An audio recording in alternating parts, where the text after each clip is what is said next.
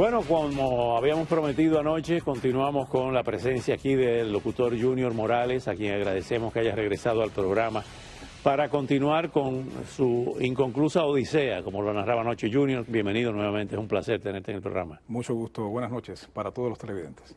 Cuéntanos cómo fue ese proceso donde te censuraron, no hay otra palabra, en la televisión nacional, siendo tú la voz principal allí, y realmente cómo te sentías cuando había personajes dentro de esa mesa redonda como Taladrid y Randy Alonso, que eran agentes de la DGI cubana, agentes del Ministerio de Interior cubano, una especie de policías de los medios de comunicación. ¿Cómo te sentías tú en ese ambiente?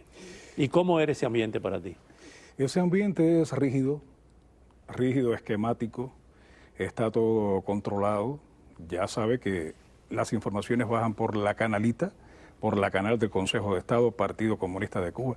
Ya mencionaba ayer que en Cuba no hay socialismo ni comunismo, es toda una dictadura, un régimen.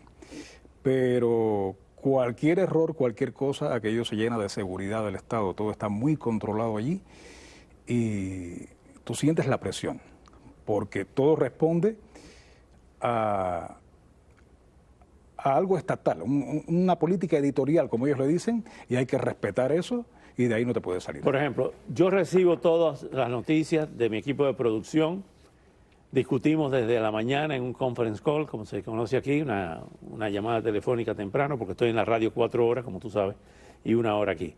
Sí. Y entonces hemos creado una especie de rueda.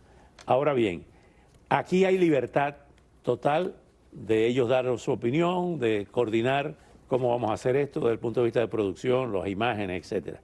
¿Cómo es en Cuba? ¿Te ordenan lo que debes decir y te dan clasificadas las noticias como se deben dar?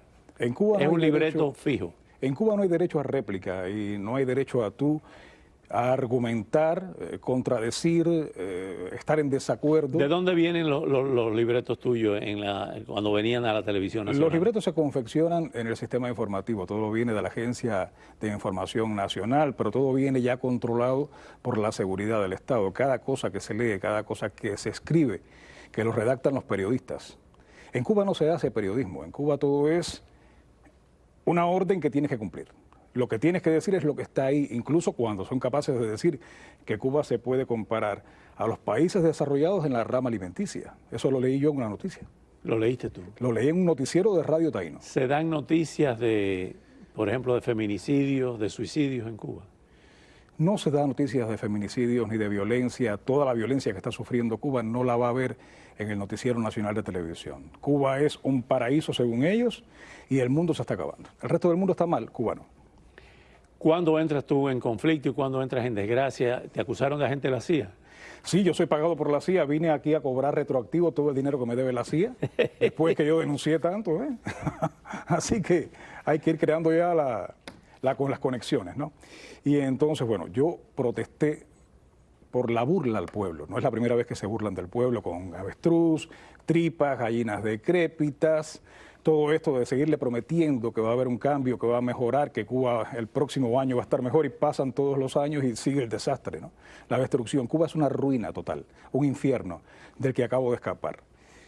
Y entonces, verdaderamente tienes que lidiar con todo eso. Yo protesté por las tripas, las gallinas decrépitas.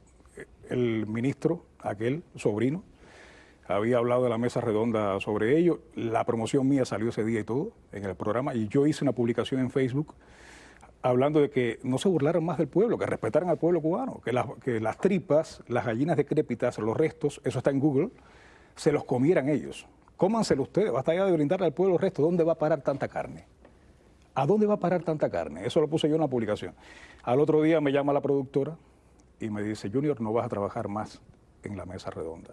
Tú tienes que responder a una política editorial y tú eres un locutor, una figura pública y no puedes hacer ese tipo de publicaciones. Ahí me quitaron ¿Cómo se llama la productora esa? Indira Andrés. Yo tengo la grabación, ella no sabe que yo la grabé. Yo tengo la grabación cuando ella me dice, te vamos a sacar de la mesa redonda, ya no vas a trabajar más en la mesa redonda. Yo traje todo eso desde Cuba, incluso la grabación de la doctora que habla sobre cómo fue mal atendida a mi mamá, que la dejaron morir, se la entregaron muerta prácticamente. ¿Tu madre murió de COVID?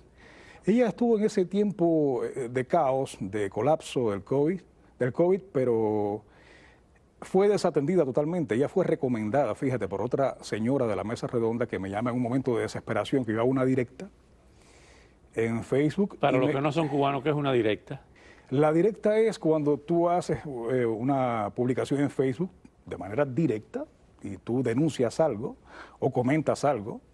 En ese caso yo estaba hablando, mostrando a mi mamá, esa directa yo la conservo también, hablando de que mi mamá estaba en pésimas condiciones en un policlínico y no había cama, y estaba desatendida, no tenía medicamentos, no tenía nada, ni siquiera el oxígeno que ella necesitaba. La ambulancia llegó tarde, pero esta señora se brinda para llevar a mi mamá hasta la dependiente de 10 de octubre, el salón de operaciones que habían creado ahí, organizado para tener a los pacientes ahí.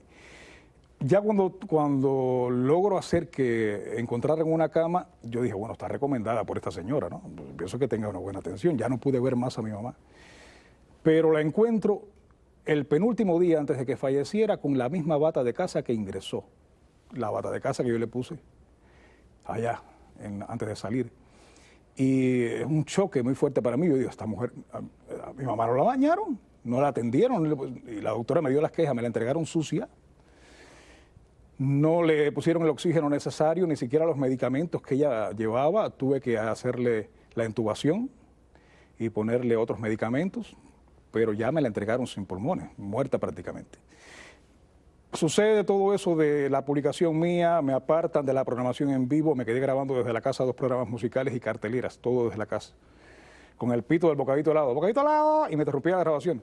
Así estaba grabando yo, sin condiciones. Qué horror. De 2020 hasta ahora, vetado en los medios de comunicación. Junior, la situación en Cuba, ¿qué tiempo tú le das para que eso colapse totalmente? Porque ya tiene 65 años, en medio de la más absoluta miseria.